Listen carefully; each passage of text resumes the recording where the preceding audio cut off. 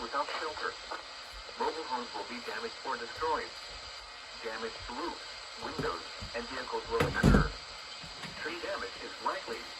This dangerous storm will be near Granville around 5:55 p.m. Other locations impacted by this tornadic thunderstorms include Falls Lake, Rollingview Marina, Falls Lake State Rec Area, and Falls Lake Brook Ranch. Take cover now. Move to a basement or an interior room on the lowest floor of a sturdy building.